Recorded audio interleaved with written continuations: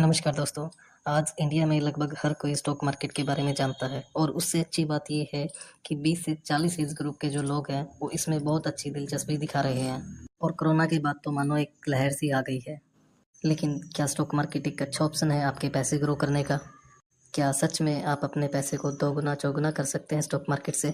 कि आपने आपके किसी दोस्त या रिलेटिव से सुना होगा कि किसी व्यक्ति को स्टॉक मार्केट में इतने का प्रॉफिट हुआ है या किसी व्यक्ति को स्टॉक मार्केट में इतने का नुकसान हुआ है या उसकी पूरी जमा पूंजी स्टॉक मार्केट में खत्म हो चुकी है।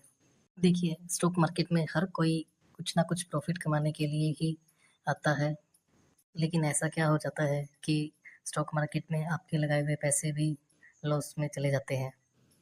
आज हम इसी पे चर्चा करेंगे कि क्या स्टॉक मार्केट एक मौका है या धोखा है। चलिए शुरू करते हैं। अगर आप इस चैनल पर पहली बार आए हैं तो प्लीज़ सब्सक्राइब करें और वीडियो को लाइक करें। चलिए शुरू करते हैं। देखिए, ज़्यादातर लोगों का स्टॉक मार्केट में लॉस करने का जो कारण है वो बहुत जल्दी अमीर बनना चाहते हैं स्टॉक मार्केट से, और इसी कारण की वजह से वो अपने पैसे को बहुत हाई रिस्क में लगा देते हैं, जिससे उनके द्वारा लगाई गई पूंजी भी लॉस में चली जाती है। अगर हम एक बैंक एफडी को भी देखें तो उसमें भी आपके पैसे को दोगुना होने के लिए कुछ सालों का समय लगता है, लेकिन स्टॉक मार्केट में लोग रातों रात अमीर बनना चाहते हैं, जो कि बहुत गलत बात है। इसीलिए वो बहुत कम नॉलेज के साथ या बिना नॉलेज के साथ अपने पैसों को बहुत सारी ऐसी जगह पे लगा देते हैं जहाँ से उनको प्रॉफिट की बजाय नुकसान ही होता है। लेकिन वहीं अगर बात करें स्टॉक मार्केट की, तो हर साल आपने देखा होगा कि इंडेक्स यानी कि सेंसेक्स निफ्टी हर साल कुछ ना कुछ आपको रिटर्न देते ही हैं और हर साल ऊपर ही जाते हैं ज़्यादातर टाइम। ये आपको हर साल लगभग 10, 12, 15, 20, 30% तक का रिटर्न देते हैं। अगर एक कैलकुलेशन करें कि 2001-2 में जो इंडेक्स था, सेंसेक्स का जो इंडेक्स था, लगभग 3000 के आसपास था। वहीं अगर आज हम देखते हैं तो वो 77,000 यानी कि 77,000 के पार कर चुका है। अगर इसकी भी हम कैलकुलेशन करते हैं तो आपको लगभग 3000% का प्रॉफिट हुआ है बिना कुछ किए ही, और जिसमें 2-3 क्रैश आप देख भी चुके हो 2008 में, और अभी कोरोना में कितने बड़े बड़े क्रैशेस मार्केट में आए थे। तो इसका मतलब है कि हम कुछ ना कुछ तो गलती ऐसी कर रहे हैं जिससे हमारे लॉसेस हो रहे हैं। तो ऐसा क्या किया जाए कि आपके जो लॉसेस हैं वो बंद हो जाएं और आपको कुछ ना कुछ प्रॉफिट मिले? तो चलिए इसके बारे में बात करते हैं। देखिए, आपका प्रॉफिट या लॉस इस बात पर निर्भर करता है कि आपने अपने पैसे कहाँ लगाए हुए हैं। बेसिकली स्टॉक मार्केट में पैसा लगाने के दो ही तरीके होते हैं।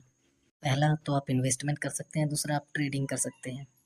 इन्वेस्टमेंट में जहाँ आपको हर साल 10, 15, 20, 30 या इससे ज़्यादा परसेंट का भी रिटर्न प्राप्त हो सकता है, वहीं इसमें आपके जो लॉस के चांसेस हैं वो कम होते हैं।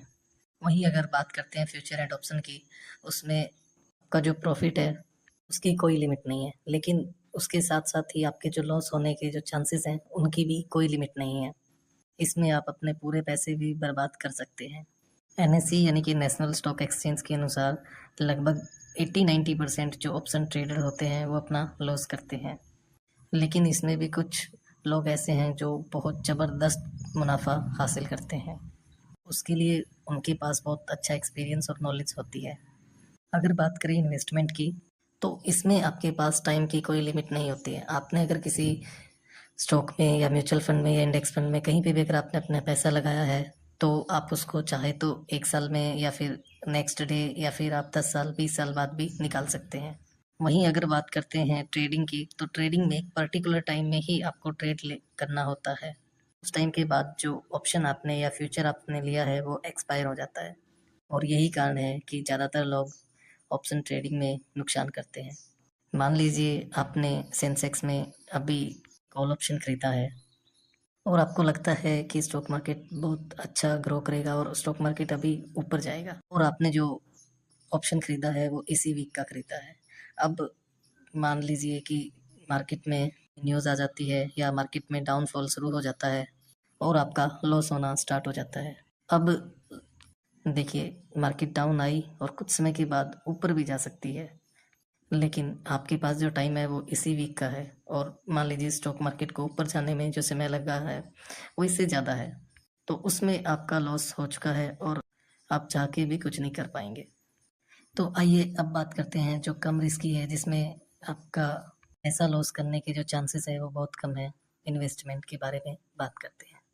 इन्वेस्टमेंट को भी हम बेसिकली 3 पार्ट में डिवाइड करते हैं। वैसे तो इन्वेस्टमेंट के बहुत सारे तरीके हैं, लेकिन हम मेनली 3 तरीकों को ही एक्सप्लेन करेंगे, जिसमें सबसे पहला है stock investment, mutual fund investment और index fund investment. Stock investment, अगर आपको स्टॉक मार्केट की नॉलेज है तो आप स्टॉक इन्वेस्टमेंट से बहुत अच्छा रिटर्न प्राप्त कर सकते हैं। एक एग्जांपल के लिए, आपने टेटिंग कंपनी का अगर नाम सुना है, तो उस कंपनी का जो स्टॉक प्राइस था 2002-2003 में लगभग ₹2 ₹3 के पास था। अब मान लीजिए उस समय ₹2 के हिसाब से आपने 5,000 शेयर भी खरीदे होते, जो कि ₹10,000 की इन्वेस्टमेंट बनती थी। आज आपको क्या लगता है कि आपके 10,000 की जो इन्वेस्टमेंट थी आज कितना हो चुकी होगी? 20, 50 या लाख, 2 लाख, 10 लाख, 20 लाख? जी बिल्कुल नहीं। आज आपकी इन्वेस्टमेंट लगभग 2 करोड़ रुपए के आसपास होती, क्योंकि आज जो कंपनी का स्टॉक प्राइस है वो 3,500 को क्रॉस कर चुका है।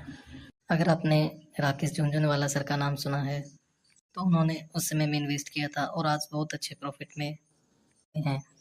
और वहीं पे बात करें कुछ ऐसी कंपनियों की जिनका उस समय पे बहुत अच्छा प्राइस था, या फिर कुछ साल पहले ही बहुत अच्छे प्राइस पे ट्रेड कर रहे थे, आज उन कंपनियों के स्टॉक 90% तक गिर चुके हैं। येस बैंक का हम एक उदाहरण लेते हैं। एक समय था जब येस बैंक 400 को क्रॉस कर चुका था। आज येस बैंक का जो प्राइस है स्टॉक का, वो लगभग 20-30 रुपीज़ के आसपास ही ट्रेड करता हुआ दिखेगा। तो इसका मतलब ये हुआ कि आपको स्टॉक मार्केट में एक्टिवली इन्वेस्ट करने से पहले नॉलेज होना बहुत ज़रूरी है। ले, लेकिन अगर आप कहीं पे जॉब करते हैं या कोई बिजनेस करते हैं, तो म्यूचुअल फंड आपके लिए सही है। जी बिल्कुल, म्यूचुअल फंड में एक्सपर्ट की टीम और फंड मैनेजर आपके लिए और आपके जैसे हज़ारों लोगों के करोड़ों रुपयों को अच्छे से इन्वेस्ट करके एक बहुत अच्छा रिटर्न प्रोवाइड करने में आपकी हेल्प करता है, जिसमें आपके नुकसान के जो चांसेस हैं वो बहुत ही कम हो जाते हैं।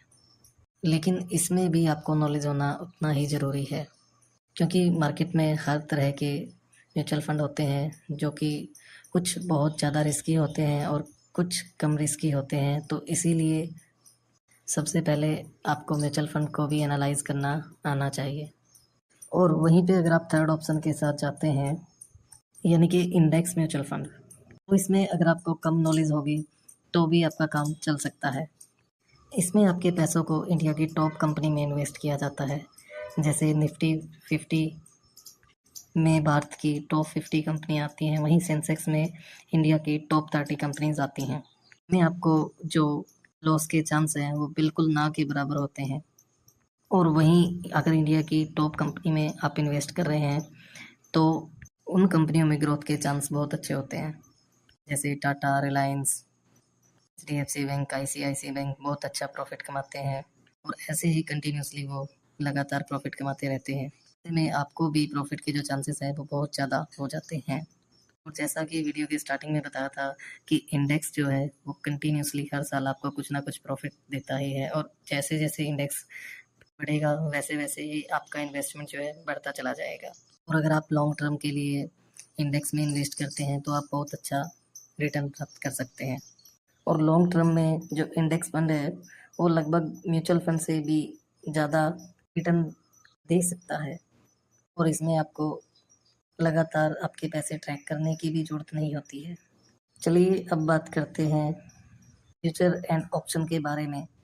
तो इसमें आपको पैसे कमाने के लिए बहुत एक्सपीरियंस की और नॉलेज का होना बहुत ज़रूरी है, नहीं तो आपके लॉस के जो चांस है वो ज़्यादा हो जाते हैं।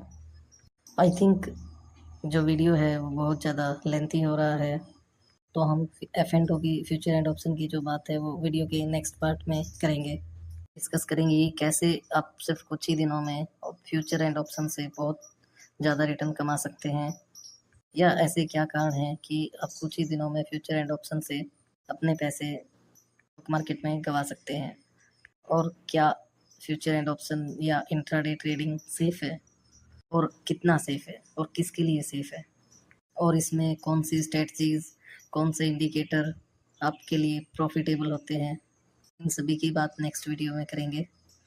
वीडियो पूरा देखने के लिए थैंक यू।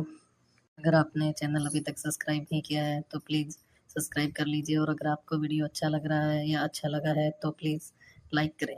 Thank you.